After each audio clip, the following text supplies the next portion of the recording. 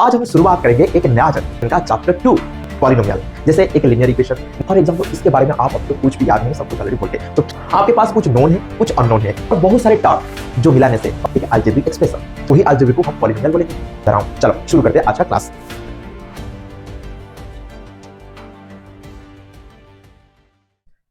नमस्ते, hello learners, hello beginners. चलो दिल से मेहनत करते हैं और आगे बढ़ते हैं।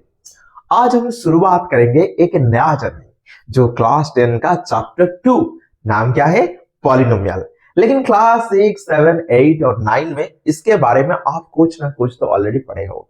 जैसे एक लीनियर इक्वेशन, नहीं तो अलजेब्रिक एक्सप्रेशन, नहीं तो पॉलिनोमियल डायरेक्ट भी पढ़े हो। लीनियर पॉलिनोमियल, क्वाड्रेटिक पॉलिनोमियल, इससे बहुत सारे कुछ टर्म ऑलरेडी आप जानते हो। फॉर एग्जाम्पल इसके बारे में आप अभी तो कुछ भी याद नहीं, सब कुछ ऑलरेडी भूल गए। तो ठीक है, हम पूरा आज बेसिक से शुरू करेंगे, इतना एडवांस तक जाएंगे जितना तुम्हारा क्लास 10 में जरूरत है। इससे आगे जाने से बहुत ज्यादा इंफॉर्मेशन हो जाएगा, लेकिन आज का क्लास पूरा बेसिक से जाएंगे। तो बेसिक से जाने से पहले मैं आपको एक एग्जांपल देता हूं। आपके पास कुछ नोन है, कुछ अननोन है, दोनों को मिला दो, बन जाएगा एक स्पेशल लिस्ट, जिसको हम बोलते हैं क्या? टर्म। और बहुत सारे टर्म जो मिलाने से अभी बन जाएगा एक अलजेब्रिक एक्सप्रेशन, और वही अलजेब्रिक को हम पॉलिनोमियल बोलेंगे।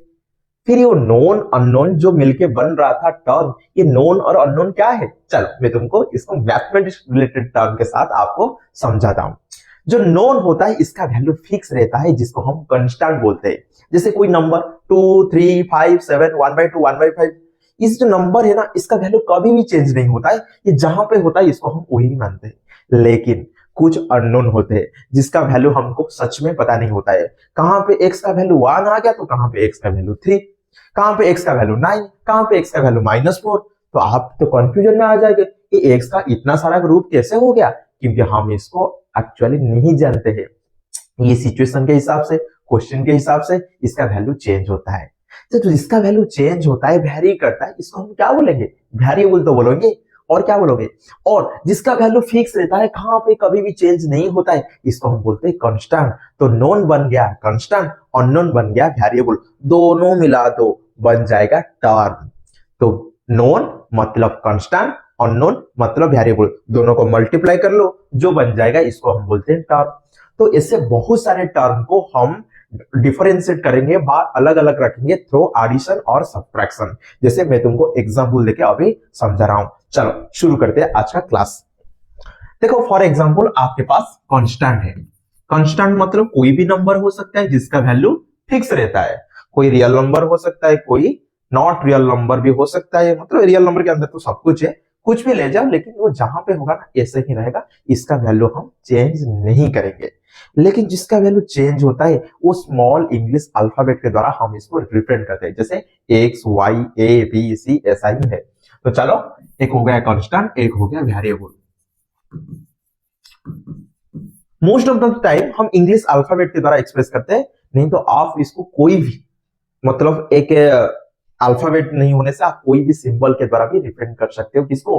वेरिएबल को, क्योंकि इसका वैल्यू चेंज होता है। आप कुछ भी ले जाने से चलेगा। समझ आ रहा है? कोई आप बॉल ले गया तो चलेगा, कोई बैट ले गया फिर भी चलेगा, कोई बैडमिंटन ले गया फिर भी चलेगा। आप इसको जो भी मान लेने से चलेगा, लेकिन एक सिंबल के द्वारा रिप्रेजेंट करना है। किसको? वेरिएबल को। और इसका वैल्यू चेंज होता है। कोई ले गया अल्फा चलेगा, एक्स ले गया चलेगा, वाई ले गया चलेगा, बीटा ले गया चलेगा, तो क्रिकेट बॉल भी ले गया वो भी चलेगा। लेकिन इसका वैल्यू कभी भी फिक्स नहीं रहना चाहिए। तो फॉर एग्जाम्पल एक हो गया कांस्टेंट। कांस्टेंट मतलब 2, 3, 5, -1/2, √3, कुछ भी होने से चलेगा। अभी जब एक कांस्टेंट और एक वेरिएबल को दोनों को मिलाएंगे, जो डिश बनेगा। कैसे? जैसे फॉर एग्जांपल एक कांस्टेंट है 2 और एक वेरिएबल है फॉर एग्जांपल x, दोनों को मिलाने से मतलब प्रोडक्ट करना है। आ गया क्या? 2x। तो इसको हम बोलेंगे टर्म। फॉर एग्जांपल अलग एक ले जाते हैं, और एक कांस्टेंट 3 आ गया और यहाँ पे आ गया y, ये क्या हो गया? 3y। तो देखो ये भी एक टर्म है, ये भी एक टर्म है। समझ में आ रहा है? ये एक टर्म है, ये एक टर्म है। दोनों को अभी मिला देने से क्या हो जाएगा? 2x + 3y। तो ये बन गया तुम्हारा अलजेब्रिक एक्सप्रेशन। समझ में आ गया? क्या एक टर्म को लेके हम अलजेब्रिक एक्सप्रेशन बना सकते हैं? हाँ बना सकते हैं, कोई भी प्रॉब्लम नहीं है। तो ये जो अलजेब्रिक एक्सप्रेशन बन रहा है ना, क्या इसका पावर मतलब जो वेरिएबल है इसका पावर क्या 1 होने से चलेगा? ना, इससे ज्यादा। इसका पावर इतना याद रखना, जो वेरिएबल है, वेरिएबल इसका पावर पॉजिटिव इंटीजर होना चाहिए। पॉजिटिव इंटीजर, पॉजिटिव इंटीजर मतलब 1 2 3 4 5 6 कुछ भी होने से चलेगा, लेकिन फ्रैक्शन नहीं होना चाहिए और नेगेटिव नंबर भी नहीं होना चाहिए, पॉजिटिव इंटीजर होना चाहिए। तो ये जो अलजेब्रिक एक्सप्रेशन बनता है और वेरिएबल का पॉजिटिव, वेरिएबल का पावर पॉजिटिव इंटीजर हो रहा है, और जितने सारे टर्म लेने से चलेगा, 2 ठोक लेने से चलेगा, 3 ठोक लेने से चलेगा, 1000 ठोक लेने से चलेगा, कुछ भी लेने से चलेगा, लेकिन बहुत सारे टर्म मिलने के बाद जो बनता है इसको हम बोलते हैं अलजेब्रिक एक्सप्रेशन, और वही अलजेब्रिक एक्सप्रेशन को बोलते हैं, हमारा चैप्टर का हेडिंग क्या है? पॉलिनोमियल। समझ में आ रहा है? यहाँ पे वही लिखा गया है, polynomial is an algebraic expression. जैसे मैं तुमको एग्जांपल दे रहा था 2x + 3y which includes constant में एक नंबर और वेरिएबल और एक्सपोनेंट। एक्सपोनेंट मतलब यहाँ पे हम पावर का बात कर रहे हैं, पावर।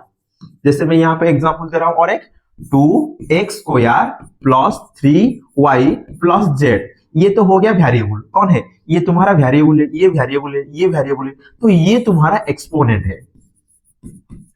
समझ में आ गया? तो ये क्या है? ये तुम्हारा कांस्टेंट है।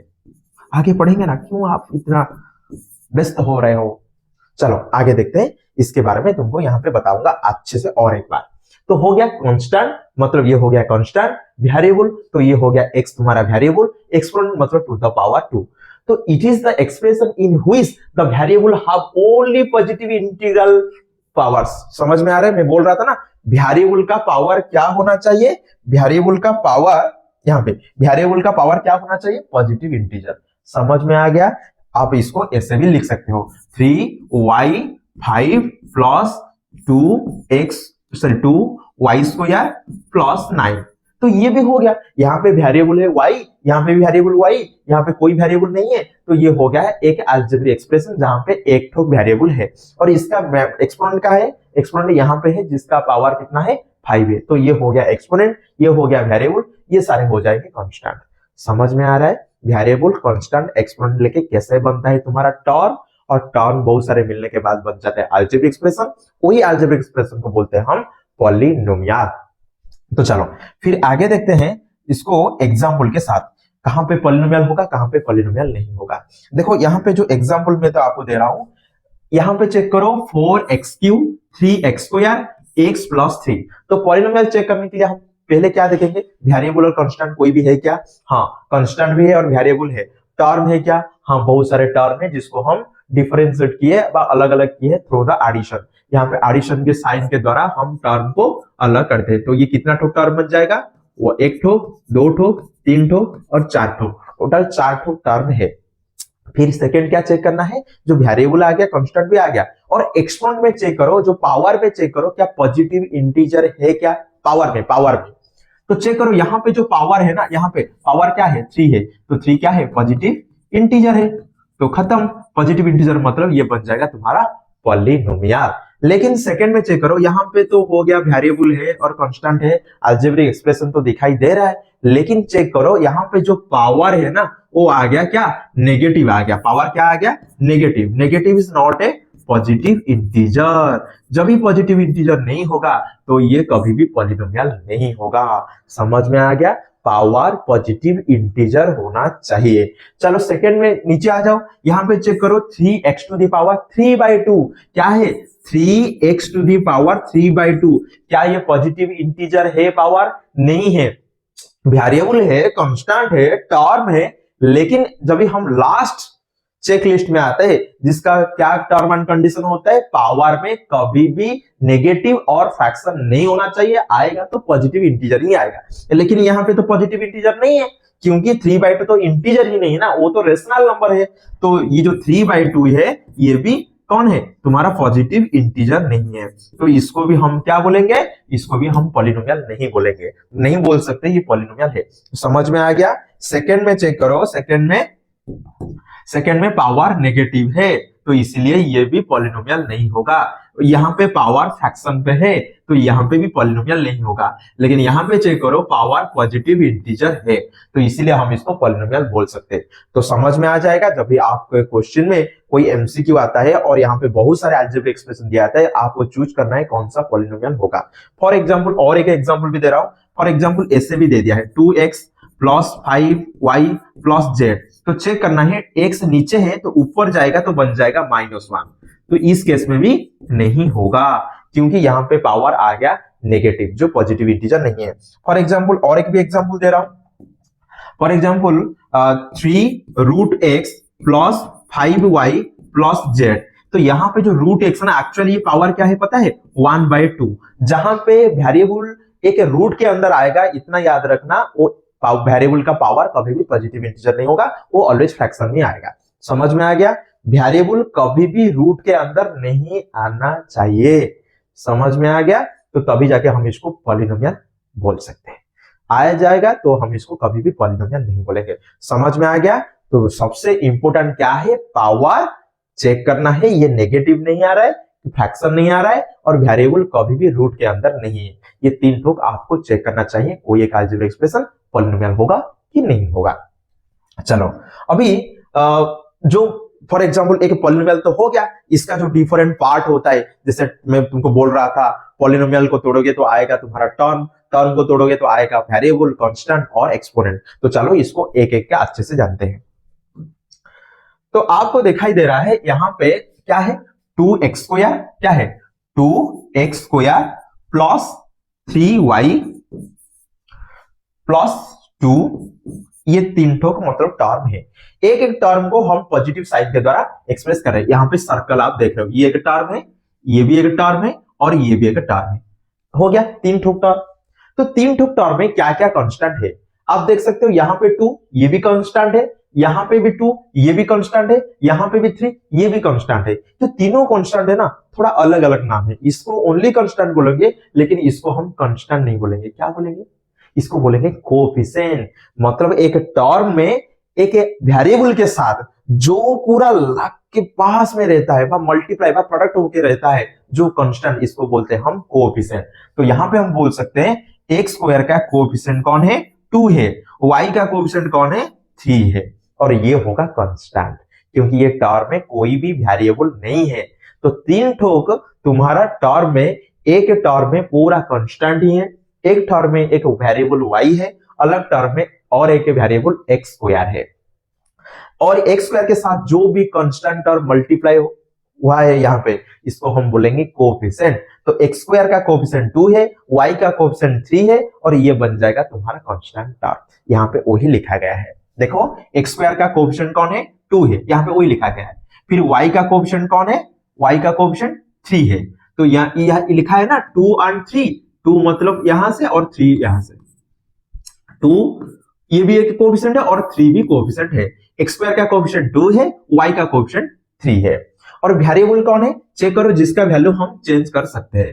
तो वेरिएबल हो गया x एंड y। देखो यहाँ पे वेरिएबल कौन है x एंड y, कोएफिशिएंट कौन है 2 एंड 3। एक्सपोनेंट चेक करो, एक्सपोनेंट मींस पावर, पावर एक ही जगह पे है, वो कौन है तुम्हारा 2, और ये तुम्हारा क्या है कांस्टेंट। समझ में आ गया? 2 हो गया x स्क्वायर का कोएफिशिएंट, x हो गया वेरिएबल, 2 हो गया एक्सपोनेंट, ये हो गया मतलब डिफरेंशिएट कर रहे हैं एक टर्म को। 3 क्या होगा 3 होगा कोएफिशिएंट, y क्या होगा वेरिएबल, इसका पावर कितना है एक्सपोनेंट 1 है, और ये क्या होगा कांस्टेंट टर्म। समझ में आ गया? मैं एक एक पार्ट को और एक बार बता रहा हूं। 2 होगा coefficient of x square, x होगा वेरिएबल, 2 होगा x का एक्सपोनेंट, 3 होगा कोएफिशिएंट ऑफ y, y होगा वेरिएबल, 2 होगा कांस्टेंट टर्म। यहाँ पे वही लिखा गया है, आप देख सकते हो। The above polynomial 2x square 3y 2 are terms, तीनटा टर्म में आप यहाँ पे सर्कल यहाँ पे आपको दिखाया गया है। फिर 2 and 3 are the coefficient of x square and y। 2 है कोएफिशिएंट ऑफ x स्क्वायर, 3 है कोएफिशिएंट ऑफ y। फिर x एंड y दो ठोक वेरिएबल आप यहाँ पे देख सकते हो। फिर 2 is the constant term which has no variable, ये कांस्टेंट टर्म इसलिए बोला गया है यहाँ पे कोई भी वेरिएबल नहीं है। समझ में आ गया? फिर आगे चलते हैं। अभी हम क्या करेंगे, पॉलिनोमियल डिफरेंट टाइप का होता है। कभी एक ठोक वेरिएबल रहता है तो इसको हम बोलते हैं पॉलिनोमियल इन वन वेरिएबल, जब दो ठोक वेरिएबल आता है तो इसको हम बोलते हैं पॉलिनोमियल इन टू वेरिएबल। आगे की चैप्टर है ना linear equation in two variable, मतलब इक्वेशन के बारे में तो बाद में पढ़ेंगे, क्वाड्रेटिक इक्वेशन ऐसे बहुत सारा आएगा, लेकिन पॉलिनोमियल में जितना ठोक वेरिएबल रहेगा डिफरेंट टाइप का, मतलब एक्स वाई आ गया तो इसको बोलेंगे polynomial in two variable. X y z तीन ठोक वेरिएबल कोई एक्सप्रेशन में होगा तो इसको हम बोलेंगे पॉलिनोमियल इन थ्री वेरिएबल। 10 ठोक आ गया x y z a b c d ऐसे बहुत 10 ठोक आ गया तो इसको हम बोलेंगे पॉलिनोमियल इन 10 वेरिएबल। समझ में आ गया? तो पॉलिनोमियल हैविंग नंबर ऑफ, तो पॉलिनोमियल हम इसको डिफरेंट टाइप में डिवाइड कर सकते हैं according on the basis of their number of variable. तो यहाँ पे मैं तुमको दिखा रहा हूँ पॉलिनोमियल इन वन वेरिएबल, ऐसे पॉलिनोमियल इन टू वेरिएबल भी हो सकता है। जब भी कोई भी एक्सप्रेशन में एक ठो वेरिएबल रहता है इसको हम बोलते हैं पॉलिनोमियल इन वन वेरिएबल। देखो यहाँ पे x Q plus x minus 4, यहाँ पे कौन सा वेरिएबल है जिसका वैल्यू चेंज कर सकते हैं हम कभी भी, ये होता है तुम्हारा एक्स एक्स, तो वेरिएबल कौन है एक्स ही है। यहाँ पे देख सकते हो आर स्क्वायर प्लस 2, तो आर स्क्वायर एक ठो वेरिएबल है आर है। फॉर एग्जाम्पल कोई ऐसे लिखेगा x square plus 5 x to the power 3 minus x to the power 4 plus 2, तो यहां पे चेक करो जो भी वेरिएबल है ना एक ही है, तो इसको हम बोल सकते हैं polynomial in one variable. For example polynomial in two variable क्या होता है, जैसे x square plus 2y plus 7, यहां पे देखो दो टो वेरिएबल आ गया तो इसको बोलते हैं पॉलिनोमियल इन टू वेरिएबल। और x plus y plus z minus 3, ये बन जाएगा अभी पॉलिनोमियल इन थ्री वेरिएबल। समझ में आ गया? Polynomial in one variable, polynomial in two variable, polynomial in three variable, आप भी इसका नाम दे सकते हो, चेक करना है कितना टो वेरिएबल है। चलो नेक्स्ट हम डिस्कशन करेंगे different type of polynomial on the basis of there term. For example कोई भी टर्म नहीं है, शून्य है, तो बोलेंगे हम जीरो पॉलिनोमियल, क्योंकि यहाँ पे कोई भी टर्म नहीं है। एक ठोक आ गया तो इसको हम बोलेंगे मोनोमियल, दो ठोक टर्म आ गया इसको हम बोलेंगे बाइनोमियल, और तीन ठोक आ गया तो ट्राइनोमियल। ऐसे तो बहुत सारे आगे हैं, लेकिन हमको इतना ही जानना चाहिए, मैं थोड़ा बेसिक बता रहा हूं, तो इसलिए मैं आपको ट्राइनोमियल तक ही यहाँ पे आपको दिखाया, नहीं तो आप इस सबको पॉलिनोमियल ही बोल सकते। फॉर एग्जाम्पल 10 ठोक आ गया, आपको इसका नाम पता नहीं है तो डायरेक्ट आप इसको बोल देना पॉलिनोमियल है। समझ में आ गया? तो कोई टर्म नहीं है, देखो यहाँ पे कुछ भी नहीं है, शून्य है, तो जीरो पॉलिनोमियल। तो चेक कर सकते हो यहाँ पे एक ठोक टर्म है, क्योंकि यहाँ पे कोई एडिशन सब्ट्रैक्शन देके अलग अलग टर्म को लिखा नहीं गया है, तो इसको हम बोलेंगे मोनोमियल। फिर देखो यहाँ पे दो ठोक टर्म आ गया, एक एक्स स्क्वायर एक टर्म है और 5x एक टर्म है। दो ठोक टर्म को हम डिफरेंशिएट किए बाद अलग अलग जोड़े हैं किसके द्वारा, एडिशन के द्वारा, इसको हम बोलेंगे बाइनोमियल। जब ये तीन ठोक टर्म आ गया, एडिशन और सब्ट्रैक्शन के द्वारा भी आप डिफरेंशिएट कर सकते हो अलग अलग टर्म। तो देख सकते हो ये एक टर्म है, दो ठोक टर्म, तीन ठोक टर्म, जो तीन ठोक टर्म के हिसाब से आ गया ट्राइनोमियल। इतना ही है, समझ में आ गया? कोई नहीं है तो जीरो है, एक आ गया तो मोनोमियल, दो आ गया तो बाइनोमियल, तीन ठोक आ गया ट्राइनोमियल। फिर चलते हैं, एक होता है डिग्री। डिग्री क्या है, चलो मैं तुमको बता रहा हूं। डिग्री क्या होता है, जो वेरिएबल रहता है ना, इसका पावर तो पॉजिटिव इंटीजर रहना चाहिए, लेकिन पॉजिटिव इंटीजर एक्चुअली क्या है, 1 आया तो इसका एक अलग नाम देंगे पॉलिनोमियल का, 2 आया मतलब वेरिएबल का पावर, 2 आ गया तो इसको भी अलग नेम, 3 आ गया तो अलग नेम। लेकिन पावर मतलब कोई भी पावर नहीं, हाईएस्ट पावर आपको चेक करना है। कोई भी पावर लेने से ये नहीं होगा, इसका पावर मतलब डिग्री मतलब जो भी अलजेब्रिक एक्सप्रेशन आपके पास है, चेक करना है वेरिएबल का हाईएस्ट पावर कितना है। समझ में आ रहा है? यहाँ पे वही लिखा गया है, highest power of the variable. P of y मतलब पॉलिनोमियल आपका y वेरिएबल के साथ है तो आप P ऑफ y बोलोगे। P ऑफ x तभी बोलोगे जब भी आपका पॉलिनोमियल x वेरिएबल के साथ होगा। P ऑफ z तभी बोलोगे जब भी क्या पॉलिनोमियल आपके पॉलिनोमियल के अंदर ओनली z वेरिएबल हो। दो ठोक आ गया तो हम क्या बोलेंगे, P of xy। P of xy तो तीन ठोक आ गया। समझ में आ रहा है? लेकिन इसमें चेक करना है वेरिएबल का हाईएस्ट पावर। तो चलो इसको डिफरेंट टाइप का आपको यहाँ पे डिस्कशन करते हैं। तो टाइप ऑफ पॉलिनोमियल, जैसे for example constant term. Constant term में कोई भी वेरिएबल नहीं रहता है। आप देख सकते हो यहाँ पे एक कांस्टेंट है, सर ये तो वेरिएबल है, इसको एग्जांपल देके मैं लिखता हूं। एग्जांपल फॉर एग्जांपल 3 है। यहाँ पे कोई वेरिएबल है क्या, नहीं है, लेकिन है आपको दिखाई नहीं दे रहा है। ऐसे कैसे हो जाएगा? देखो फॉर एग्जाम्पल 3 की जगह में लिख दूंगा 3 इंटू 1 और यहाँ पे लिख दूंगा 3 into x to the power 0। अरे अरे ये क्या हो गया? वेरिएबल तो बिल्कुल नहीं था और कहां से आ गया? देखो देखो वेरिएबल नहीं था लेकिन 1 तो था, और 1 किसी का भी पावर 0 लेने से भी आ जाएगा। मेरा पावर 0 ले जाओगे मैं भी 1 बन जाऊंगा। समझ में आ रहा है? तो ये क्या बोल रहा है, कोई भी कांस्टेंट टर्म है यहाँ पे हम बोल सकते हैं, यहाँ पे जो डिग्री है ना ये तुम्हारा 0 ही है। समझ में आ गया? डिग्री कितना होगा? डिग्री तुम्हारा 0 आएगा। कब? जब भी आपके पास कांस्टेंट टर्म होगा, मतलब कोई वेरिएबल नहीं है। इसके बाद फॉर एग्जांपल एक वेरिएबल आ गया और इसका पावर 1 है, हाईएस्ट पावर। देखो यहाँ पे ऐसे लिखा गया, समझ में नहीं आ रहा है, मैं इसको लिख रहा हूं 3x + 5। अभी तो समझ में आ रहा है? चेक करो, 3 तो कांस्टेंट है, x तुम्हारा वेरिएबल है, इसका पावर कितना है? 1 है, तो इसलिए हम इसको बोलेंगे लीनियर। क्या बोलेंगे? लीनियर। जब भी वेरिएबल का पावर 1 रहेगा, हाईएस्ट पावर, यहां पे तो कुछ नहीं है ना 0। तो जहां पे वेरिएबल का हाईएस्ट पावर 1 रहेगा इसको हम बोलेंगे लीनियर। जब भी वेरिएबल का हाईएस्ट पावर 2 रहेगा इसको हम क्या बोलेंगे? क्वाड्रेटिक। तो जैसे इसको हम लिखते हैं एग्जांपल के साथ 2x² + 3x + 5। तो आ गया ना, वेरिएबल का हाईएस्ट पावर कितना है? 2 है। यहाँ पे वेरिएबल का हाईएस्ट पावर कितना है? यहाँ पे कितना है? हाईएस्ट पावर नहीं, पावर कितना है? 1 है। यहाँ पे कुछ नहीं तो पावर कितना है? 0। लेकिन हमको क्या करना है? हाईएस्ट पावर को ही चूज करना है। तो हाईएस्ट पावर कितना है? 2 है। इसको हम क्या बोलेंगे? क्वाड्रेटिक। फिर क्यूबिक। क्यूबिक मतलब 3, हाईएस्ट पावर 3 आएगा। जैसे फॉर एग्जांपल मैं लिख रहा हूं -z³ + z² -9। तो यहां पे तो z का पावर है, यहां पे तो z का पावर है, यहां पे नहीं है, मतलब z का पावर कितना है? 0 है। तो वेरिएबल का यहाँ पे 0 है, यहाँ पे 2 है, तो 3 है, तो हाईएस्ट कितना होगा? हाईएस्ट हो गया 3, तो 3 हो गया, मतलब इसको हम बोलेंगे क्यूबिक। समझ में आ रहा है? इतना याद रखना, जो a b जो लिखा गया ना वो एक एक नंबर है। a b c d ये सारे एक एक नंबर है, मतलब कांस्टेंट है। आप इसको वेरिएबल नहीं समझना है। वेरिएबल है तो x जो टर्म है ये तुम्हारा वेरिएबल है। समझ में आ गया? तो चलो ये हो गया क्यूबिक, जहां पे हाईएस्ट पावर कितना रहता है? 3। क्या 4 वाला ऐसे इक्वेशन है? 4 वाला क्या 1000 वाला भी है। हाईएस्ट पावर आपको चेक करना है कितना है, वो अलजेब्रिक एक्सप्रेशन है। तो चलो इसको एक एग्जांपल लिख देते हैं। x⁴ 2x⁴ -3x³ + 2x² + 5x + 9। तो यहाँ पे चेक करो, 4 है, पावर 3 है, पावर 2 है, पावर 1 है, और यहाँ पे कोई नहीं तो पावर 0 है। तो हाईएस्ट कितना है? हाईएस्ट तुम्हारा 4 है। इसको हम बोलेंगे क्या? By quadratic. समझ में आ गया? डिग्री 1 मतलब हाईएस्ट पावर 1, तो लीनियर आगे आएगा ना। और हमारा अगले चैप्टर जो चैप्टर 3 है लीनियर आएगा। लीनियर टर्म जहां पे आएगा, इतना याद रखना, वेरिएबल का हाईएस्ट पावर 1 है।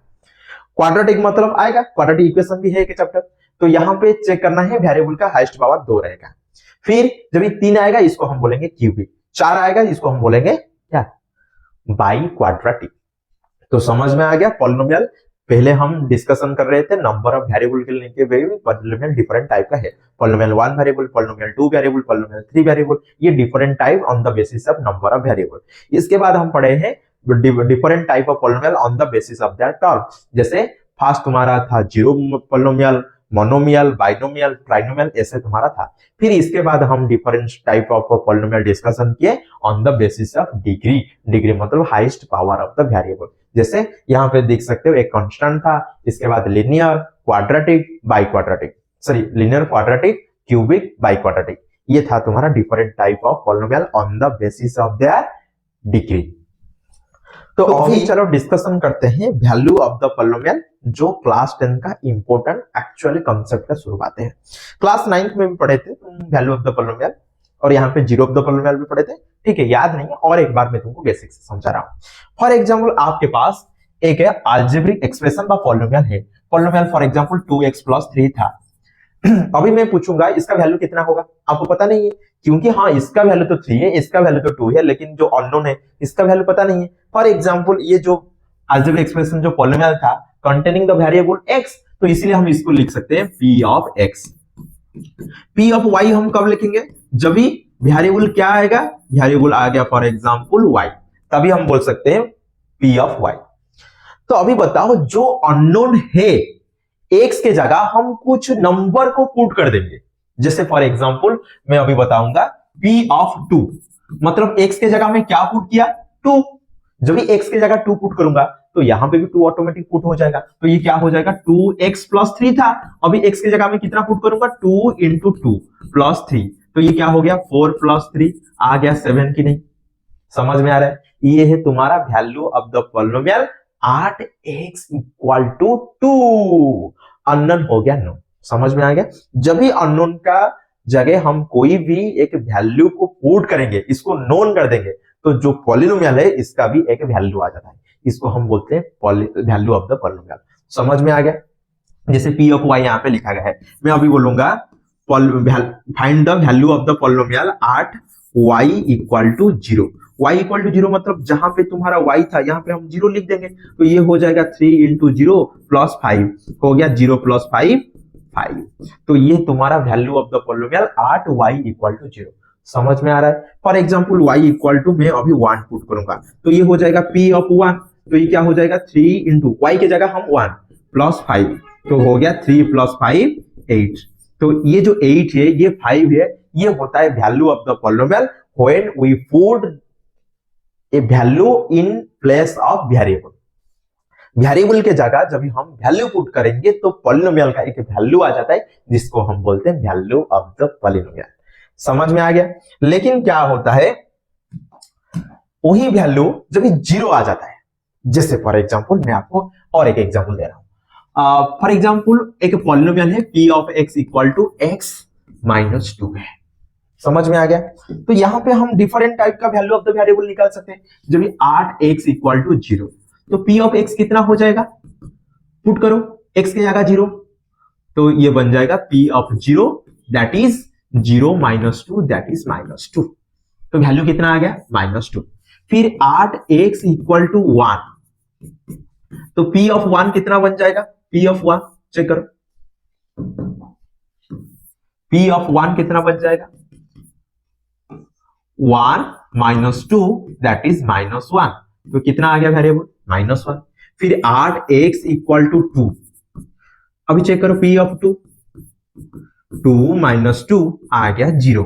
देखो जहां पे वैल्यू 0 आया, जहां पे वैल्यू 0 आया मतलब वैल्यू कितना आ गया, value of p of x 8x equal to 2 is 0।